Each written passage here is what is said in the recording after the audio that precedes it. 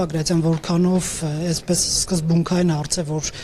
մյուս ազգային ժողովի փոխնախագահ լինի Բարգավաճ Հայաստանի ներկայացուցիչ։ Սկզբունքային է այնքանով, որքանով որ ընդդիմությունը նույնպես պետք է ունենա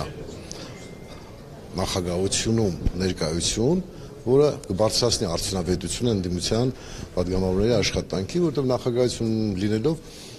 ժամանակին եւ խորհրդի աշխատանքներին մասնակցելով ի վիճակի ենք նաեւ այն հարցերը, որոնք ընդդիմությանը հուզում են, ժամանակին ընդգրկել օրակարգ, նաեւ ակտիվության իմաստով, որպեսզի մենք հաճախ տեսեք պատահում է արտահերթ ելույթի հնարավորություն, այսինքն լրացուցիչ հնարավորություն է տալիս ավելի արդյունավետ կազմակերպելու։ Հասկանալի է հարցը հետևյալն է, ինչու Բարգավաճ Հայաստանի տեխնացուն եւ ոչ Լուսավոր։ Բարգավաճ Հայաստանը մեծամասնություն ունի, քան Լուսավոր Հայաստանը։ Մենք 26 պատգամավոր ունենք, Լուսավոր Հայաստանը 18։ Եվ չգրված օրենքով ավելի մեծ մասնակցություն ունեցող, ավելի մեծ քվե ունեցող ընդդիմադիր խմբակցությանը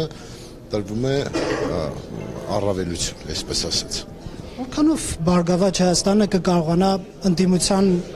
գործառույթները կատարել լիարժեք։ Մենք տեսնում ենք նախորդ խորհրդանում կար Հայ ազգային կոնգրես, օրինակ, դրանից առաջ, որը հանրապետականի դեմ կարողանում էր որոշակի այսպես հայտարարություններ եւ այլն, պայքար տեսնում ենք Բարգավաճ Հայաստանը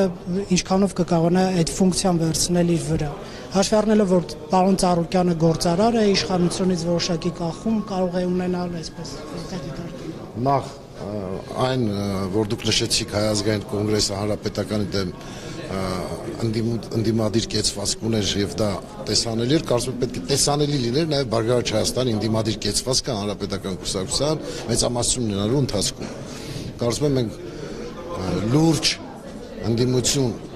ներկայացանք եւ կարողացանք հետեւողական աշխատանք տանելու արդյունքում նաեւ հասունացնել հեղափոխության ընթացքը։ Գագիկ Ծառուկյանի բիզնեսները, հարստությունները արդյոք չեն խանգարելու ձեզ լիարժեք դրսևորվել որպես խմբակցություն։ Նրանք բոլորը տրված են հավատարմագրային կառավարման եւ որպես նշեց նաեւ վարչապետը, որ